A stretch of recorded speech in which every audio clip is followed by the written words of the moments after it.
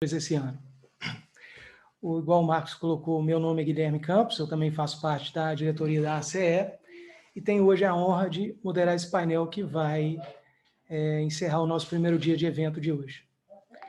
Como o Marcos já adiantou, o tema do nosso último painel remete ao desafio de promover o reequilíbrio em contratos, especialmente nesse ano de 2020, em que todos nós nos deparamos com um ingrediente a mais, né, que motivou a contratantes e contratadas a sentarem-se na mesa para dialogar e repactuar suas condições.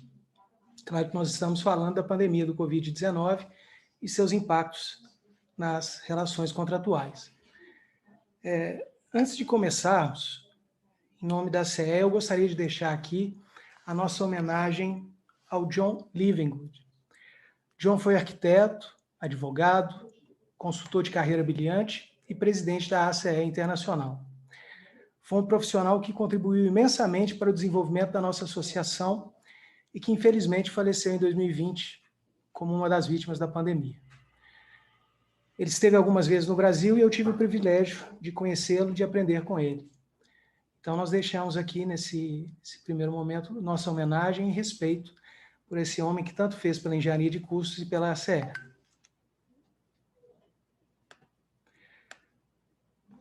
Retomando a nossa pauta, eu gostaria de começar, então, por agradecer a todos que nos assistem nesse momento e também registrar o nosso muito obrigado aos painelistas que se disponibilizaram em estar aqui hoje para dividir as experiências que viveram e compartilhar conosco valiosas lições que foram aprendidas no decorrer desse ano difícil.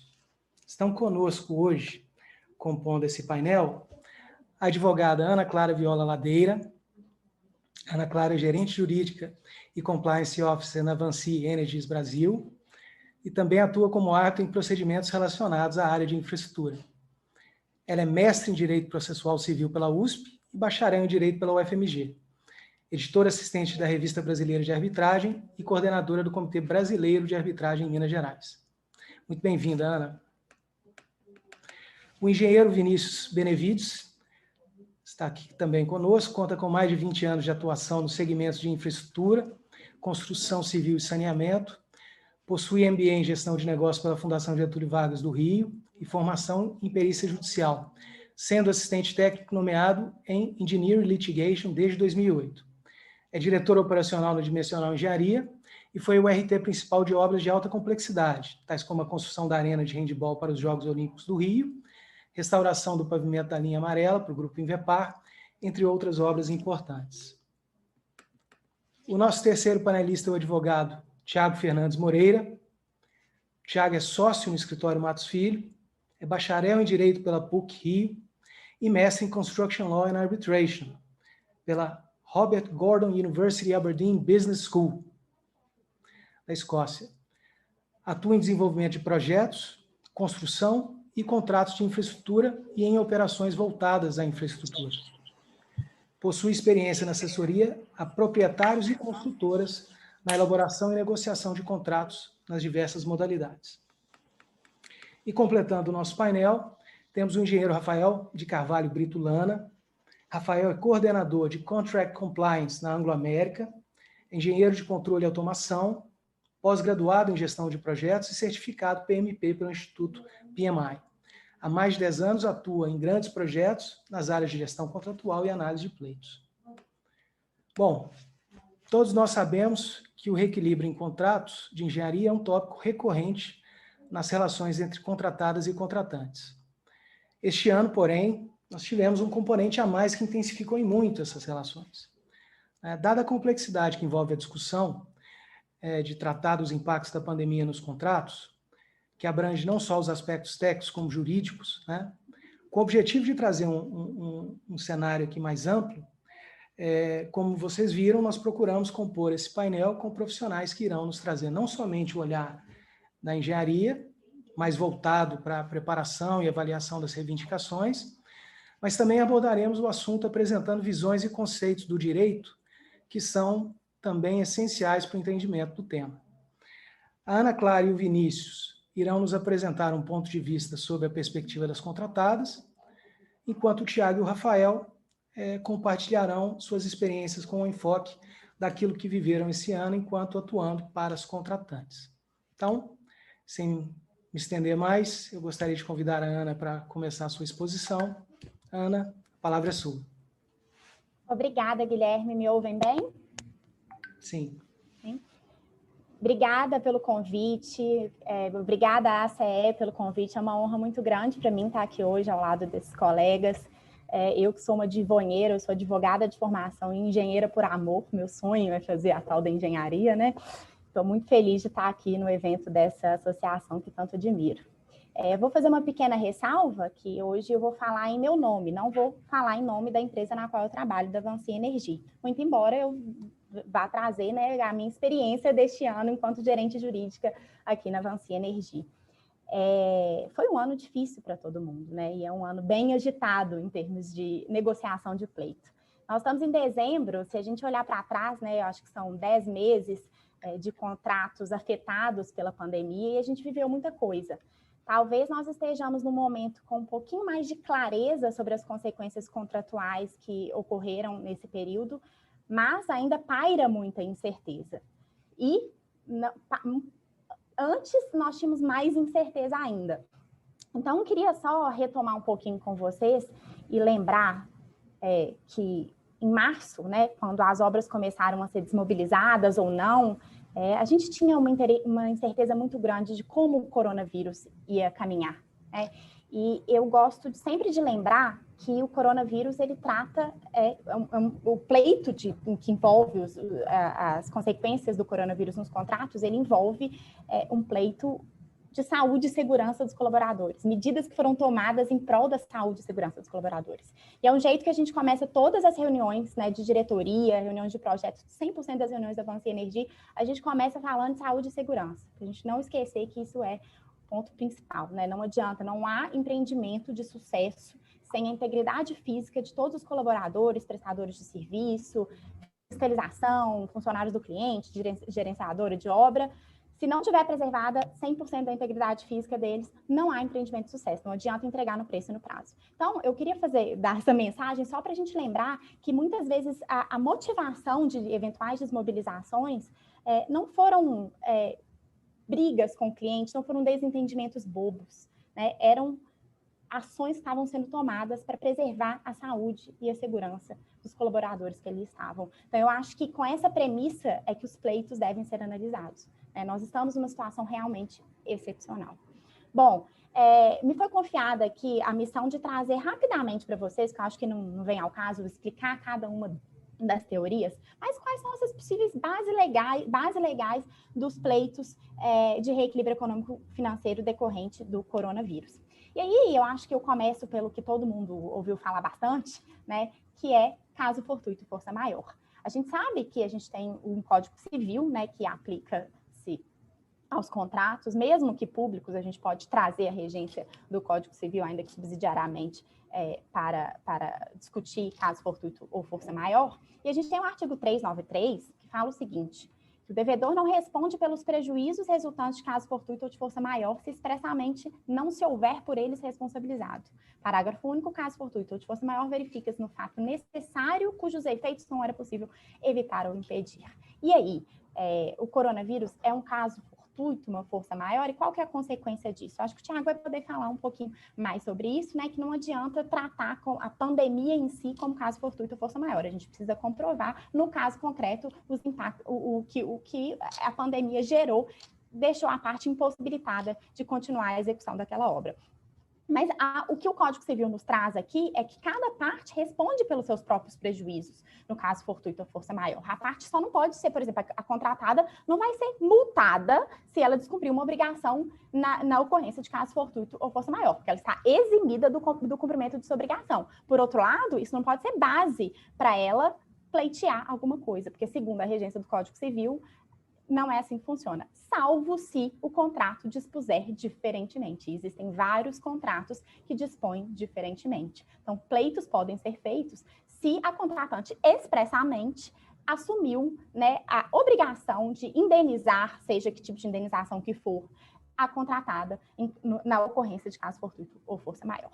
Mas, sem mais delongas, eu passo para o segundo fundamento legal, que é a teoria da imprevisão. A gente tem um artigo ainda no Código Civil que fala que quando, por motivos imprevisíveis, sobrevier desproporção manifesta entre o valor da prestação devida e do momento de sua execução, poderá o juiz corrigi-lo a pedido da parte, de modo que assegure, quando possível, o valor real da prestação. Essa é a chamada teoria da imprevisão no direito brasileiro. Muito difícil a gente pensar na aplicação nela aqui, a gente ainda não tem jurisprudência o suficiente para ver como ela se aplica no caso, mas ela tem sido muito utilizada como base legal dos pleitos que vêm sendo apresentados. Sigo ainda no Código Civil para falar da onerosidade excessiva. Acho que muita gente já ouviu falar também dessa figura, que é a onerosidade excessiva, que está no artigo 478 do Código Civil, que fala o seguinte: nos contratos de execução continuada ou diferida, podemos talvez enquadrar os contratos de obra aqui, se a prestação de uma das partes se tornar excessivamente onerosa, com extrema vantagem para a outra, em virtude de acontecimentos extraordinários e imprevisíveis, poderá o devedor pedir a resolução do contrato. Os efeitos da sentença que a decretar retroagirão à data da citação. Eu não vou ler todos os artigos para vocês, mas mais para frente, no Código Civil, salvo engano, no 479, tem uma solução alternativa à resolução, que as partes podem chegar a acordo, né? O réu da ação contra quem você entrou com a resolução por onerosidade excessiva pode decidir reajustar a equação econômico-financeira para preservar o contrato. E aí nós temos enunciados das jornadas do Código Civil, que eu também não vou entrar muito em detalhes, que explicam um pouquinho melhor o que é extrema vantagem para a contraparte, e a gente chega à conclusão que, sim, eu acho que talvez esse artigo possa ser também base para os pleitos das contratadas. Mas aí eu falo mais. Tem o artigo 625 do Código Civil também, que fala especificamente para contratos de empreitada, que permite que o empreiteiro suspenda a obra em caso de caso fortuito ou força maior. E a gente tem que lembrar dos contratos em que se aplica a lei das estatais ou a 8666. E aí, trazendo o conceito da lei 8666, que está sendo muito utilizado particularmente lá na Avança Energia, a gente fez vários pleitos com base na 8666, que ele é um pouco mais complexo, ele trata de vários eventos dentro de um artigo. Só o artigo 65, inciso 2º, a linha D, que fala: para restabelecer a relação que as partes pactuaram inicialmente entre os encargos do contratado e a retribuição da administração para a justa remuneração da obra, serviço ou fornecimento, objetivando a manutenção do equilíbrio econômico-financeiro inicial do contrato, na hipótese de sobrevirem fatos imprevisíveis ou previsíveis, de consequências incalculáveis, retardadores ou impeditivos da execução do ajustado, ou ainda, em caso de força maior, caso fortuito ou fato do príncipe, configurando a lei econômica extraordinária e extracontratual. E aí muito se falou e se fala de fato do príncipe. Por quê? A gente pode considerar, por exemplo, que os decretos municipais que vieram aos montes, naquela guerra legislativa que a gente viveu no início da pandemia, pode ser considerado um fato do príncipe, e aí a gente pode usar isso para a base de reequilíbrio econômico-financeiro do contrato. Além disso, nós temos as bases contratuais. Eu falei para vocês aqui sobre a legislação, tá? Que nenhum artigo pode ser aplicado sozinho, é complicado, a gente precisa trabalhar muito bem nesses artigos. Mas a gente tem que olhar para o contrato, ver como que esses artigos se aplicam no contrato. Seja porque o contrato pode derrogar desses artigos, pode prever de forma diferente, por exemplo, no caso fortuito ou força maior, seja porque o contrato em si pode prever uma alternativa para o pleito, como aquelas cláusulas de alteração de legislação que eu acho que todo mundo conhece. Tem alguns contratos que falam: se mudar a legislação no curso do contrato, após a assinatura do contrato, a parte vai poder pleitear a consequência dessa alteração de legislação. Então, um lockdown que der numa determinada cidade, a gente teve lá, por exemplo, no Comperd, a gente teve uma determinação de redução, salvo engano, de 70% do efetivo por conta de um decreto do município de Itaboraí. Nós podemos usar isso como base do pleito, né? Porque teve uma alteração legislativa que impactou diretamente no contrato. Enfim, as bases legais são diversas, é importante olhar para o contrato, acho que o Thiago vai explicar um pouquinho melhor disso, mas eu gostaria de passar rapidamente a experiência. Eu venho, desde o início da pandemia, atuando ativamente no gerenciamento desses contratos e na troca de milhares de notificações, né, para a gente tentar sempre comunicar ao cliente do que está acontecendo, de quais são as alternativas, e agora nós chegamos numa fase que ou os pleitos já foram negociados ou eles estão em fase de negociação. Mas uma coisa eu acho que é importante ficar na cabeça de todo mundo: mundo. Fica muito oneroso se as partes não derem a mão e ajustarem esses pleitos logo, porque vai ter muita contratada aí que não vai conseguir continuar cumprindo a obra. É muito oneroso você tratar o pleito do coronavírus como qualquer outro pleito que vai ser decidido lá no final da obra. Gente, a contratada não dá conta. A contratada não orçou a obra para um cenário de pandemia. Logicamente, estou falando de obras orçadas anteriormente à pandemia. Então, eu queria passar essa mensagem em breve e eu fico à disposição para responder questionamentos e para debates. Obrigada a todos. Muito obrigado a você, Ana. A gente passou aí por conceitos do direito, né? Mas nós que trabalhamos com isso, né? Mesmo nós engenheiros, é fundamental que nós saibamos aí o que é caso fortuito, força maior, teoria da imprevisão, onerosidade excessiva, fatos do príncipe, né? São conceitos que quem trabalha com isso e mexe com isso no dia a dia precisa conhecer e saber, né? Pelo menos um básico aí do que significa. Eu acho que um ponto importantíssimo que você ponderou aí é que sempre o contrato também, né? Como uma referência à diretriz aí para a gente nos guiar. Mas então, vamos ouvir agora o Vinícius, né? Que vai nos contar um pouco de como foi a experiência dele no papel aí de dirigir obras com metas, né? Arrojadas aí de preço e prazo nesse cenário aí de tamanha incerteza. Vinícius, por favor. Bem, primeiro, boa tarde a todos que estão nos assistindo. E eu queria agradecer o convite do Gronal, do Guilherme e da ACE para participar desse painel importante e agradecer também os outros painelistas aí que são de altíssimo nível, muito bacana. Então, a Ana falou que é a divonheira, né?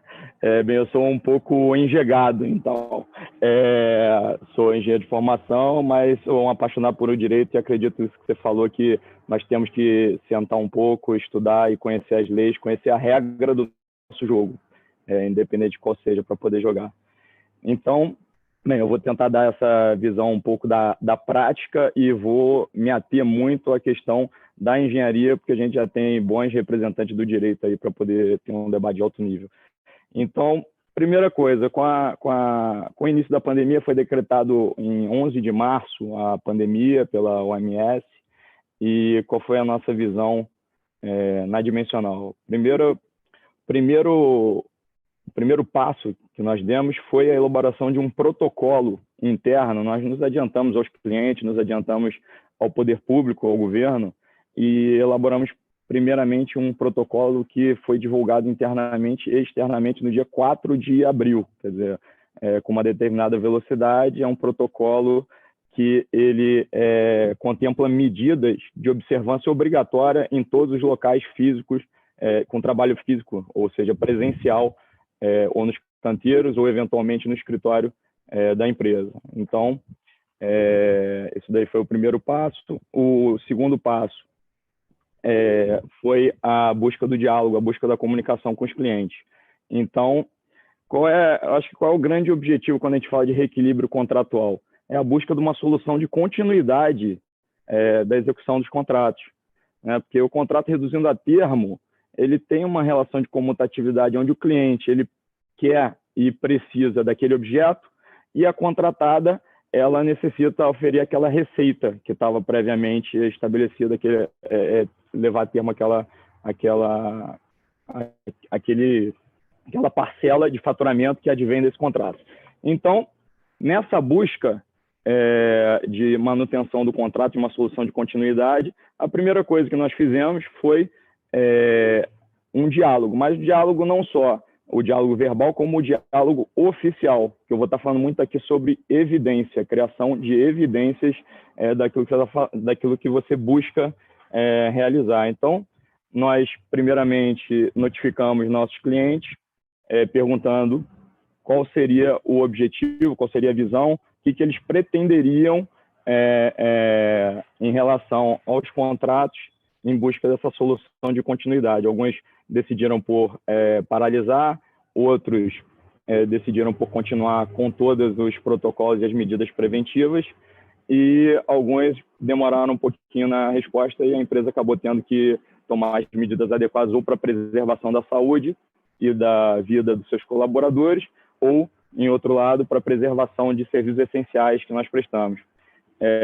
Então, acho que na busca dessa solução, o primeiro recado que eu gostaria de dar e deixar bem claro é o seguinte, que a pandemia e o reequilíbrio contratual, ele não é um bote de salvação para desvios contratuais pré-existentes, que é isso que a gente viu bastante entre clientes, entre fornecedores e outras contratadas, que foi acabar tentando realizar algum ajuste, mas de comorbidades que já eram natas dos projetos ou dos contratos. Então, o primeiro recado, eu acho que é deixar bem claro isso, que não é nenhum bote de salvação. Então, o que tem que ficar bem claro para a busca desse reequilíbrio pelo lado da engenharia? O desequilíbrio é o rompimento das equações e das premissas, pelo ponto de vista da engenharia, das premissas orçamentárias iniciais. O que é? É o teu cost estimating. Você fez a sua estimativa de custo, você preparou uma planilha de preço, tanto interna quanto uma planilha de proposta de preço externa para o seu cliente, e ali você tem um cenário base. Então, o que é a busca? O que nós precisamos buscar como engenheiros de custo? Nós precisamos buscar qual era o cenário base, e quanto melhor definido ele tiver, mais fácil vai ser de você demonstrar os eventuais desequilíbrios e o rompimento das premissas, e depois você tem que buscar quais foram os impactos dos eventos subsequentes, imprevisíveis naquela contratação. Então, nós, como engenheiros de custo, precisamos qualificar, quantificar e precificar esses impactos. Isso que nós precisamos fazer. Eu não vou entrar numa análise de matriz de risco, que a Ana falou, o Thiago acho que também deve abordar, porque é uma questão mais jurídica e eu entendo que, como engenheiro de custo, nós precisamos medir, aferir todos os impactos, sejam eles passíveis de cobrança do cliente ou não, até mesmo para retroalimentar nossas futuras orçamentações e nossas composições, ou paramétricas ou detalhadas. Então, isso é importante para a engenharia de custos, é importante para a empresa ter essa precificação, essa quantificação, esses impactos bem definidos, independente da possibilidade de cobrança ou não pela matriz de risco de cada caso. Tendo isso em mente, eu acho que é importante, por causa disso que eu fiz questão até de estar aqui na obra e apresentar daqui da obra, que é o seguinte, para mim, o engenheiro de custo ele tem que estar com o pé no chão aqui do working site. Ele tem que estar próximo da sua força de trabalho, ele tem que estar próximo e vivenciando um pouquinho daquilo que está acontecendo aqui. Por quê? Porque o engenheiro de custo ele tem que ser um bom observador e um analista qualificado para poder retroagir, retroalimentar tudo o que está acontecendo aqui, tudo que teve de diferente nas suas composições. Com isso em vista, a gente tem alguns impactos que são mais óbvios, mais claros, que você consegue analisar e consegue verificar através de relatórios, e tem outros que não, são menos visíveis. Esse até que eu vou me aprofundar até um pouco mais.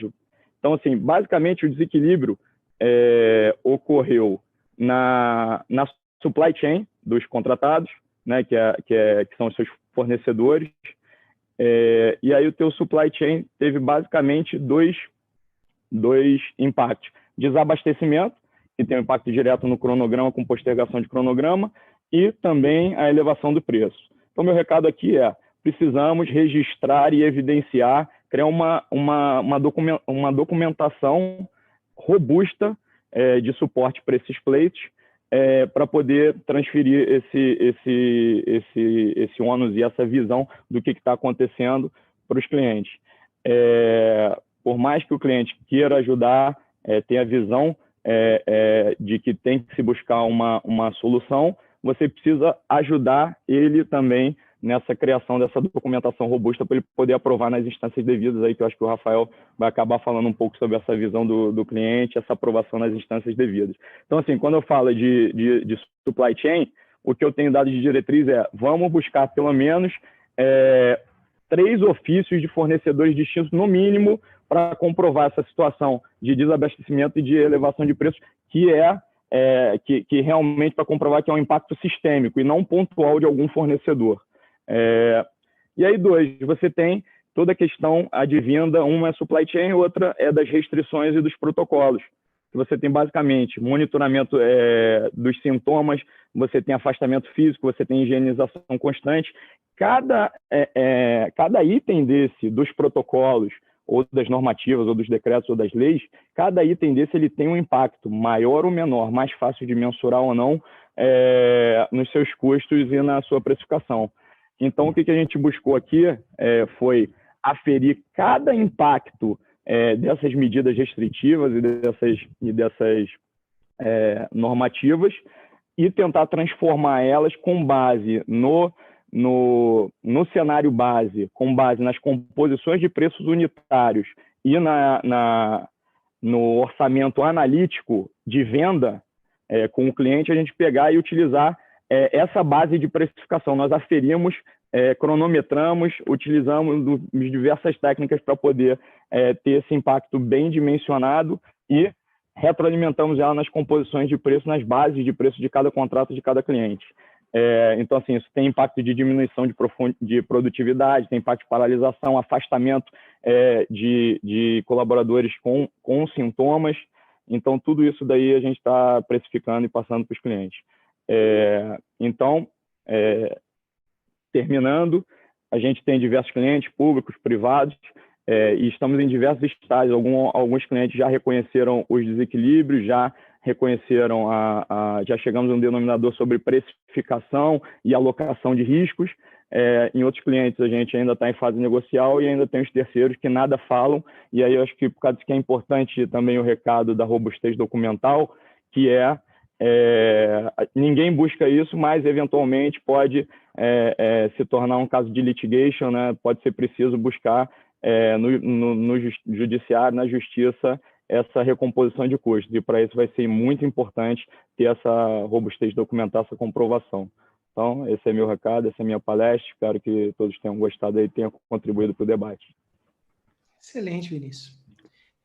Anotei três coisas importantes aqui que você trouxe para nós aí na sua fala, que é a importância de controle, de registro e de conceito, né? De ter os conceitos também para você saber como tratar esses dados. Muito bom. Muito obrigado. E agora eu gostaria de convidar, né, o Tiago para nos trazer aí uma visão dos aspectos jurídicos mais relevantes aí para o enquadramento do tema, mas nos oferecendo uma abordagem como esse assunto é geralmente encarado no contexto e na realidade das contratantes. É isso. Boa tarde a todos. Agradecer ao Guilherme e à ACE pelo convite. Boa tarde aos meus colegas do painel. Uma alegria aqui, uma satisfação estar debatendo com vocês. Felizmente, a gente tem pouco tempo para falar uma porção de coisa, né? Então, vou restringir aqui tudo que ainda anotei, algumas coisas que a Ana falou, que o Vinícius falou, tem muita coisa bacana para a gente debater, mas, infelizmente, a gente vai ter que restringir um pouco o que a gente vai falar. Então, num primeiro momento, já vou restringir que vou falar dos contratos privados, porque os contratos públicos é um mundo totalmente diferente, com requisitos diferentes, em que, né, o poder concedente, né, o Estado, ele toma riscos, e é assim que deveria ser mesmo, diferentes dos agentes privados, né? Então, eu vou aqui restringir a minha fala aos contratos privados, em que a alocação de riscos, né, assumindo que são partes não hipossuficientes, né, sofisticadas e etc., você teve uma alocação de riscos ali negociada, né, e principalmente depois da Lei de Liberdade Econômica, em que que a gente chama, né, pacta sunt servanda, né, que para os não advogados é nada mais do que o que está escrito no contrato tem que ser cumprido, né, tem que ser observado. E ainda dentro dos contratos privados, vou falar um pouco mais de força maior, porque eu concordo com a Ana, né, tem todos aqueles artigos de teoria da imprevisão, onerosidade excessiva, mas acho que ainda é um pouco cedo para a gente falar isso. Acho que como a Covid veio a primeira onda da força maior, e eu acho que a gente ainda vai ver talvez uma segunda onda aí da onerosidade excessiva e teoria da imprevisão, que a gente ainda não está vendo. Está começando a ver, né, aqui e ali, mas ainda o forte foi muito a discussão de força maior e mudança de lei, que eu também vou falar um pouco sobre isso. Então, indo mais né, no que eu estou propondo a falar, que é a força maior, na nossa visão, e a Ana foi muito feliz em falar isso, sem dúvida a Covid é um assunto de saúde e segurança, né, dos trabalhadores, e não há o que se falar não há o que se discordar disso, né? A grande questão é que em contratos privados, principalmente em grandes projetos de infraestrutura, você tem uma alocação, né, pelo menos é o que se espera de um contrato robusto e sofisticado, que você tem uma alocação clara de riscos, né? Quem vai arcar com determinados riscos.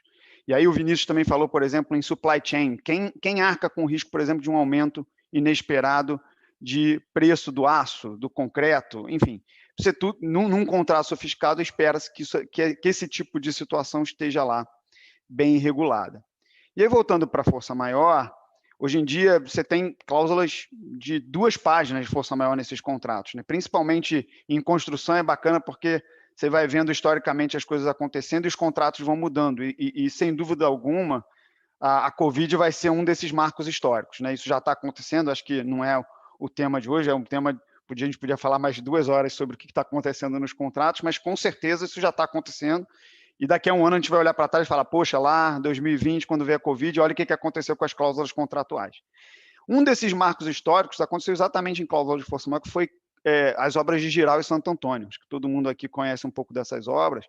E os incêndios criminosos que houve lá, todas as questões de sabotagem, as cláusulas de força maior, e especialmente as exceções ao que se entende como força maior em grandes projetos de infraestrutura, foi totalmente inovado ali. Né? E hoje em dia, nesse contrato, você tem várias exceções ao que é força maior. Inclusive, por exemplo, a questão de supply chain em muitos desses contratos. E aí, voltando de novo, né, para a Covid, o que a Ana foi muito feliz em falar nisso, a Covid, no nosso entendimento, ela não é por si só um evento de força maior. A gente sempre falou de um tripé que deveria existir nesses pleitos de força maior, em que contratadas ao pleitear e contratantes ao ouvir esses pleitos deveriam considerar. Isso o tripé seria o nexo de causalidade entre o que exatamente da pandemia afetou aquela obrigação específica, o impacto que essa situação, que esse evento causou na sua obrigação, e quais foram as medidas de mitigação, as medidas mitigatórias que a contratada usou ou tentou contornar aquela situação, né? Não só nos contratos, isso é muitas vezes muito claro, essa obrigação da contratada de mitigate loss, ou contornar aquela situação, mas mesmo no Código Civil, né, você tem toda uma obrigação de boa-fé objetiva e esse duty to mitigate loss que a gente chama. Então, no primeiro momento, é o que a gente, em todos os pleitos, né, que a gente teve a oportunidade de participar, a gente trouxe, né, para discussão, com outros componentes como transparência, acho que alguém falou aqui, não sei se foi o Vinícius ou a Ana, mas que também a gente sempre bateu muito nessa tecla, né? Como era um evento que é muito novo, né, que a gente ainda está nele, não sabe nem quais todas as consequências que vão haver, a gente sempre falou com os clientes e para as contratadas também, que a gente acabou conversando, que manter um canal de transparência, de atualização do que estava acontecendo era muito importante, de novo, também ligado à questão da boa-fé.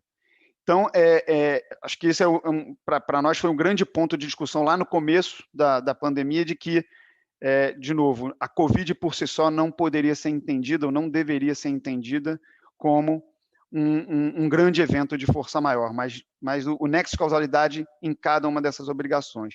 E aí, pegando um pouco o que a Ana falou também do Instituto da Força Maior, que também é importante até para os não advogados, força maior ela não deve ser entendida como um evento de indenização, um instituto que causa indenização ou alguma coisa desse sentido. Ele é, juridicamente, simplesmente um instituto que serve para eximir uma das partes, né, de ser penalizada por um inadimplemento de uma obrigação que foi impedida por um evento de força maior. Né? Então, toda essa discussão que o Vinícius trouxe de custos é muito, muito importante, o papel da CE e dos engenheiros de custo, né, e dos experts faz-se muito importante nisso. Porque não vai ser todo custo advindo de uma força maior que vai poder ser, ou deveria ser passado por contratante, simplesmente porque, usando a palavra do Vinícius, né, a estimativa de custo ou cenário base mudou. A gente vai ter que sempre voltar para o contrato e ver como é que foi a alocação de risco. De quem é esse risco? Riscos existem. Numa obra, ainda mais em grandes projetos que a gente está acostumado a participar, o risco é inerente a um grande projeto de construção de 30, 40 meses de cronograma construtivo, né? Então, imagina tudo que pode acontecer numa obra como essa. Então, trazendo um pouco aqui de algumas discussões interessantes, porque, né, de novo, a gente não tem muito tempo, mas o que a gente enfrentou lá? Talvez a grande discussão, esses decretos que a Ana mencionou, né, que muitos deles municipais, de embargo de obra ou suspensão de obra, é força maior ou é mudança legislativa, né? Porque se você for para mudança legislativa, geralmente nos contratos as contratadas teriam aí o direito aí sim a custo, além do prazo e outras compensações, né? No nosso entendimento, a não ser que essas mudanças legislativas elas tenham caráter de perenidade, ou seja, mudou-se requisitos de saúde e segurança de forma permanente, mudou-se alguma mudanças restritivas ali, por exemplo, de número de funcionários de forma permanente e não por conta de uma força maior, a gente entende que aí sim pode ser considerada uma mudança legislativa. Caso contrário, ela é só uma consequência de um evento de força maior, né? Então, essa foi uma das grandes discussões, que ainda vai ter muita água aí para rolar, mas foi bem interessante. Outra discussão interessante foi a questão do caráter essencial dos projetos. Então, muitos desses projetos, principalmente os projetos de energia, por decreto presidencial, e depois não vou entrar aqui muito no detalhe, mas teve decisão da STJ, o que era atividade essencial, o que não era atividade não essencial. Não sei se todos lembram, mas lá no início, muito se falou disso, né? Se era atividade essencial, não podia parar. E aí as contratantes, obviamente, falaram, a minha atividade é essencial, eu não posso parar, então você, contratada, não pode parar também. A gente vai ter que se resolver aqui. E aí as contratadas falaram, não, mas eu ainda está em construção, é essencial, não é essencial, então também sem querer trazer a solução, mas também foi uma das grandes discussões e que, felizmente, até foram coisas consensuadas e, pelo menos, a maioria das contratadas que a gente lidou aceitaram bem a caráter de essencialidade do projeto e continuaram, muitas vezes, as obras, né? E, por último, eu queria falar um pouco dos custos, aí também pegando um pouco da fala do Vinícius. O que a gente entendeu lá também em muitas negociações e muitas delas consensadas com as contratadas. O que foi inerente? Custos de força, e aí, claro, com a premissa de que o contrato não mudou o que está já no Código Civil, que cada parte arcaria, né, com os seus custos advindos da força maior. Os custos inerentes à força maior, ou seja, de improdutividade, de atraso, etc., esses não deveriam ser repassados, né, para a contratante. De novo, só os inerentes à força maior. A partir do momento que a contratada e a contratante acertam que medidas mitigatórias deverão ser feitas, então vou dar alguns exemplos que aconteceu muito. Refeitórios que antes davam para 200 funcionários só podiam agora 50. Então vamos ter que uma ampliação desse refeitório para não perder produtividade. O ônibus que levava 50 funcionários só pode levar 25. Então, para não perder produtividade, vamos triplicar o número de ônibus. Enfim, esse tipo de medida que era para não afetar a produtividade da obra, esses custos, sim, não deveriam ser arcados pela contratada, ou pelo menos não somente pela contratada, porque ele já não é inerente à força maior, e sim para evitar um atraso, né, uma perda de produtividade na obra. Para mim, se assemelha muito a um plano de aceleração, né, custos de aceleração, né? E não sei quanto tempo eu tenho mais aí, Guilherme, que enfim. Então, só para fechar um pouco, eu acho também para a gente poder debater um pouco, e os custos permanentes de HSE, né? Como a Ana falou, isso pode ser que, por causa da Covid, a gente tenha aqui mudanças perenes aí de como as obras vão lidar com a parte de saúde e segurança.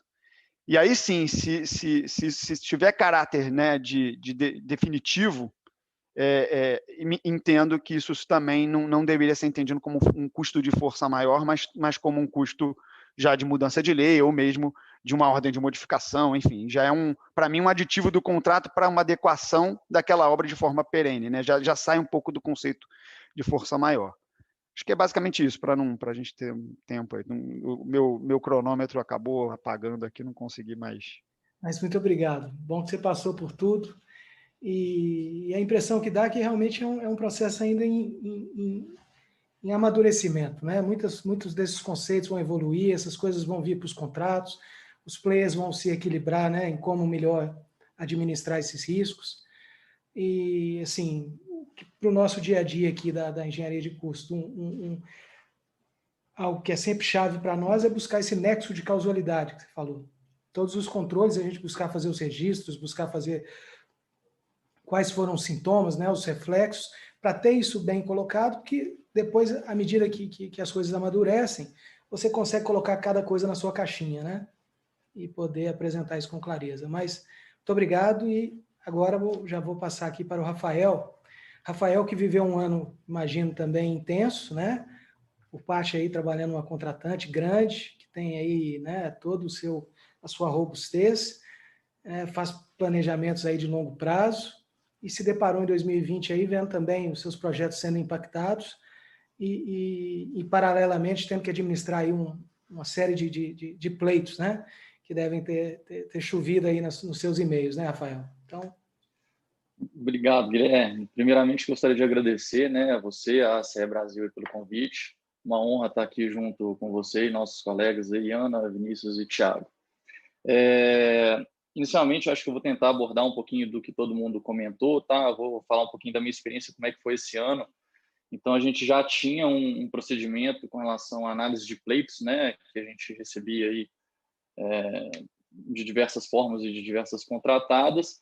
E quando veio esse cenário do Covid, houve uma preocupação muito grande com relação a estancar esse sangramento, né, para os novos contratos. Então, foi uma preocupação inicial, foi criar um procedimento que englobasse todos os requisitos de segurança, né, municipais, como foi mencionado pelos nossos colegas também, que seriam definidos, e também os definidos pela empresa, que deveriam ser aplicados no dia a dia para a continuidade de alguns contratos.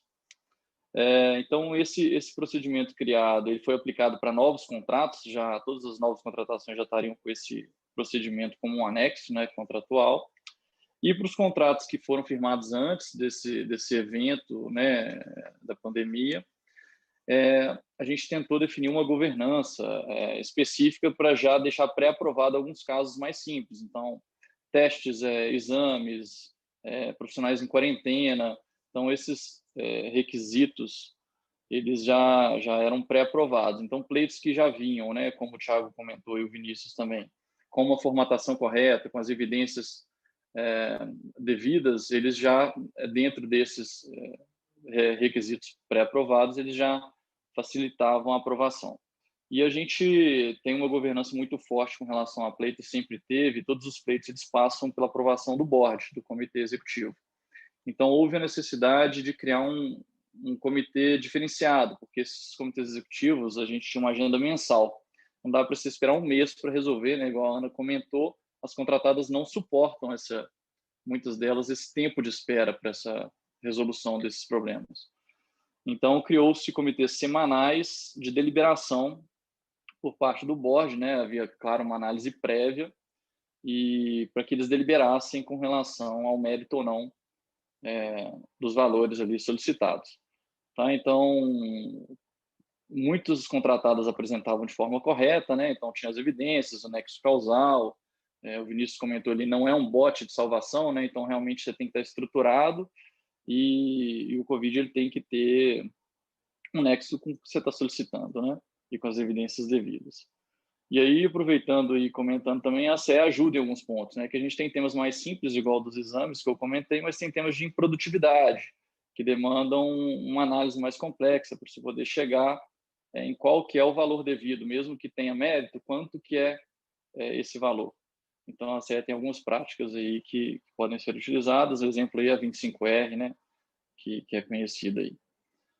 Outras questões importantes também que eu queria comentar, que cada caso é um caso, né? Então, assim, a gente, óbvio que tem que olhar para o contrato, né? Olhar as cláusulas contratuais, mas há uma análise muito mais profunda com relação ao impacto desse contrato ou da negativa de um mérito ali em cima, ou de uma contratada, que é uma contratada local, ou referente às comunidades, ou referente até a uma contratada, que pode ser uma contratada grande, mas que com a qual a gente precisa de uma parceria para a continuidade do negócio, né?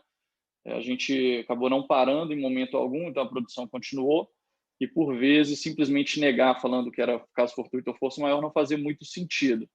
Então, houve uma ponderação com relação ao mérito ou não, né, baseado em evidências, baseado em tudo que eu comentei anteriormente, mas para se decidir sobre o pagamento ou não de alguns valores. Então, eu acho que é um cenário realmente complexo, né, que as partes têm que sentar e conversar, tem que haver diálogo, tem que haver estruturação, evidência, toda a base técnica, mas não pode simplesmente ser uma decisão voltada para o contrato, né? Tem muito mais impactos relacionados a isso do que simplesmente naquele âmbito que a gente está comentando. Então, para finalizar aí, que eu sei que a gente está meio corrido,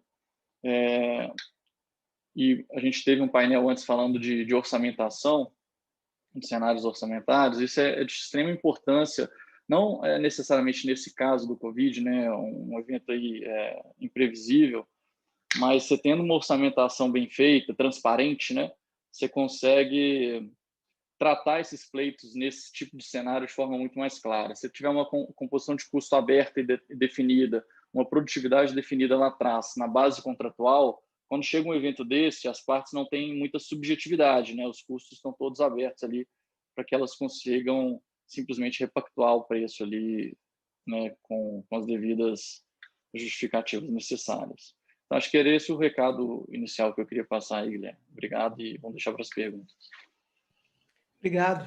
Essa foi, inclusive, uma das perguntas, essa sua fala final, uma das perguntas no painel anterior, dessa questão da abertura, né, nas propostas, nessa fase inicial pré-contratual. Pensando aí num fair play, quanto mais aberto, quanto mais premissas, quanto mais elementos, insumos você tiver daquilo que foi contratado, mais adiante, muito mais elementos as partes terão para avaliar o seu reequilíbrio, né?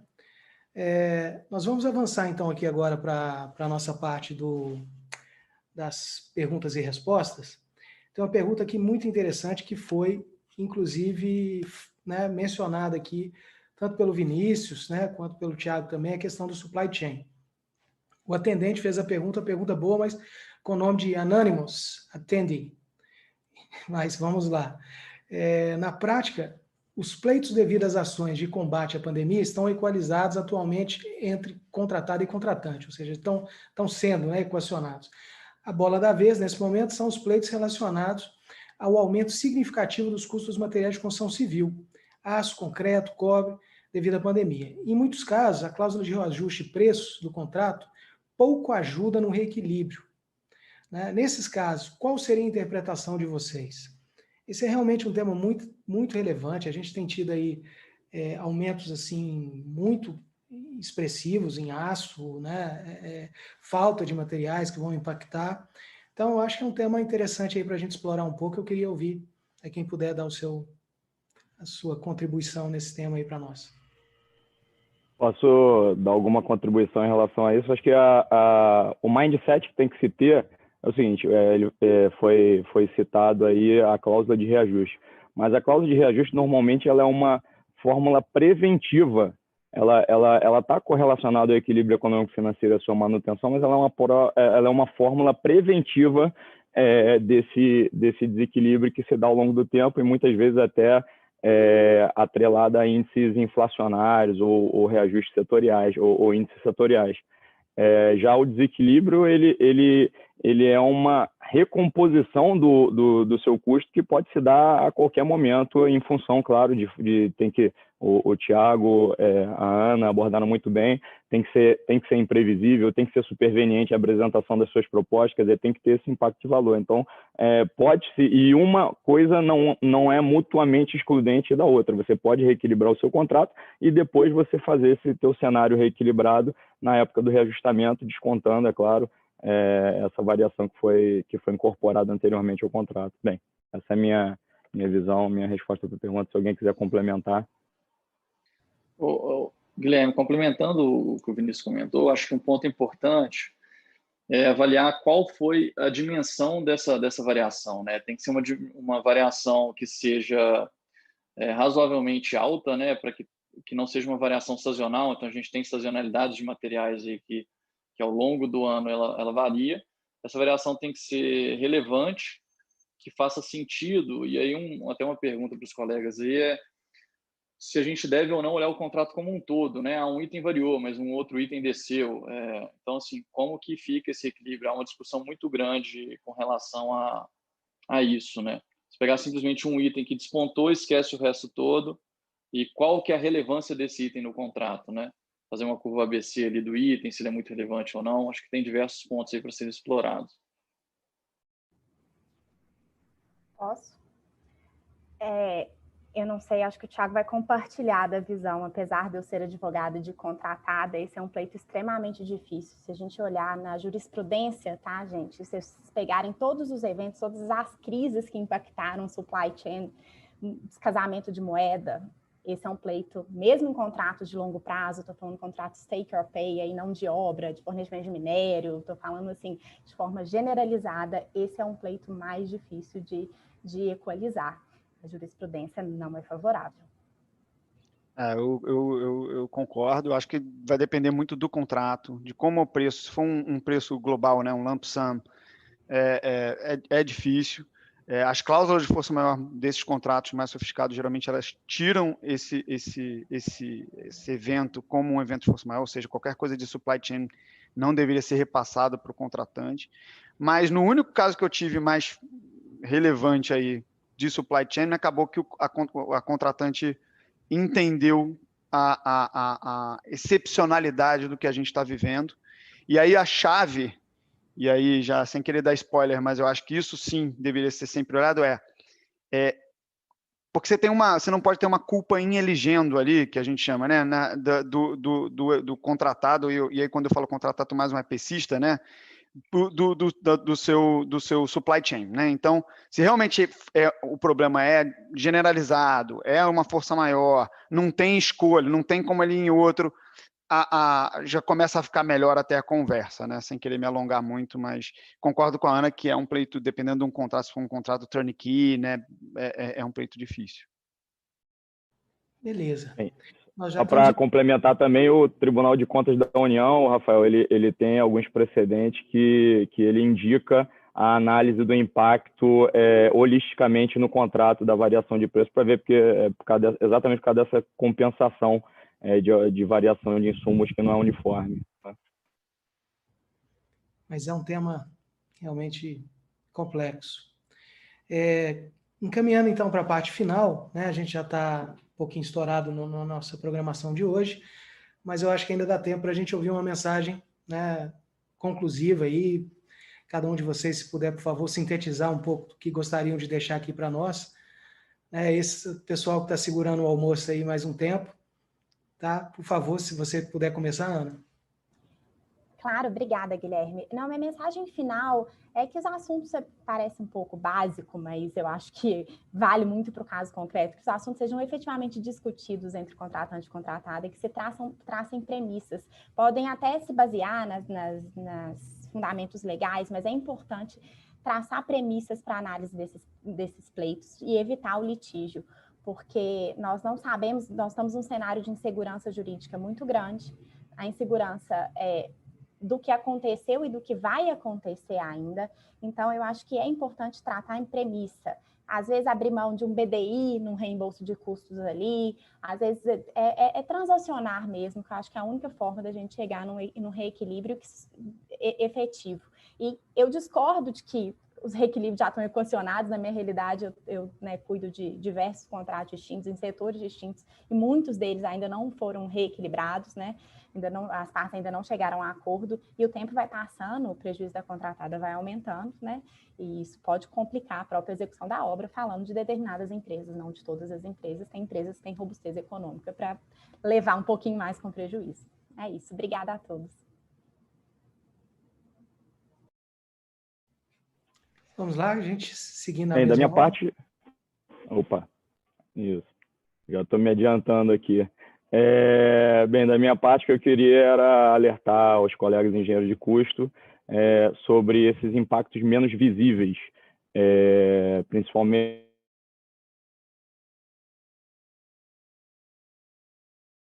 da medição, aferição de temperatura 3, 4 vezes ao dia na sua working force.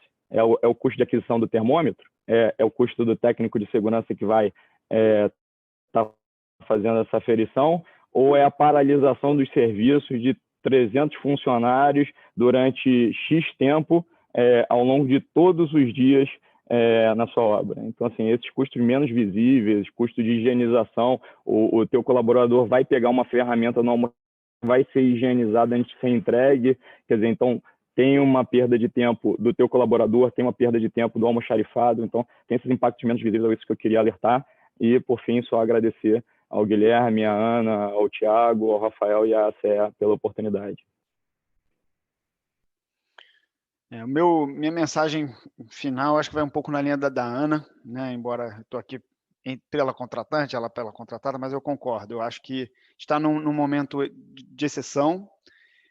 Na minha visão, não só nesse momento como em outras, quando as partes têm uma visão mais colaborativa e menos adversarial, as coisas geralmente saem melhor, as conversas saem melhor, né? Eu acho que tem que ser o melhor para o projeto, e o melhor projeto vai ser necessariamente, a experiência mostra que vai ser necessariamente melhor para a contratada e para a contratante, né? Acho que ninguém está ali para fazer caridade, a contratada está lá para ganhar dinheiro. Então, uma até das perguntas, o lucro da contratada tem que ser consumido? Não, ela está ali ela é uma entidade privada, ela está ali para ganhar lucro, ela está ali para fazer dinheiro. E a contratante está lá também para fazer dinheiro. Eu acho que todo mundo tem que ter essa visão aí empática, vamos dizer assim, do outro, né? E aí, a mensagem é essa: transparência, honestidade. No caso das contratadas, não querer, né, botar todos os custos e fazer disso um EPCM, um contrato por administração. Da contratante é entender que aquilo ali é imprevisível, muitos daqueles custos ali para você manter o pace da obra não são força maior e, portanto, vão ter que ser, sim, repassados e equalizados. Eu acho que a mensagem é isso, é colaboração e uma visão empática e colaborativa do projeto, para o bem do projeto, para o bem de todos, por conseguinte. Boa tarde, obrigado aí pelo convite, Guilherme e meus colegas. Beleza. A minha mensagem final, Guilherme, acho que não tem uma fórmula, né? Não tem uma regra única, acho que os nossos colegas já falaram aí, né? Então, manter a transparência, o diálogo e focar no objetivo maior, que não é aquela disputa, né? O litígio acho que é ruim para ambas as partes. Então, acho que seria nesse sentido. Eu acho que estamos todos convergindo, né, nessa mensagem final. É o que nós que trabalhamos nessa área todos esperamos, né? Então, com certeza, assim, os conhecimentos que foram compartilhados aqui hoje trouxeram aí para quem assistiu muitos aprendizados e vão servir aí para várias reflexões futuras aí, para todos nós. Então, da minha parte, a mensagem final que eu traria é que, da mesma forma com que a gente vê que aconteceu em outras áreas da atividade econômica, né, que, né, em razão das dificuldades trazidas pela pandemia, tem se desenvolvido, que na nossa também isso possa servir aí de catalisador para esse amadurecimento das relações entre contratantes e contratadas, né, incentivando aí o uso de boas práticas, de boa fé, né, de alto nível de discussões, e como todos nós colocamos aqui, tendo em mente que o principal objetivo, né, de quem trabalha com infraestrutura é o sucesso dos empreendimentos e a manutenção do equilíbrio nos contratos. Então, né, eu queria agradecer a vocês todos, né, Ana Clara, Thiago, Vinícius, Rafael, a todos os que nos antecederam hoje aqui, aos painelistas, agradecer a todos os que participaram, né, os nossos participantes nesse nosso primeiro dia do 8º Encontro Anual da ACE Brasil, e, né, convidá-los com a expectativa de reencontrar todos vocês amanhã para mais um dia de intercâmbio aí de conhecimentos, temas que também serão, sem dúvida, muito interessantes. Então, amanhã nós iremos nos reunir novamente às 9h, e eu espero encontrar com os colegas aí novamente. Obrigado e boa tarde, boa semana para todos nós.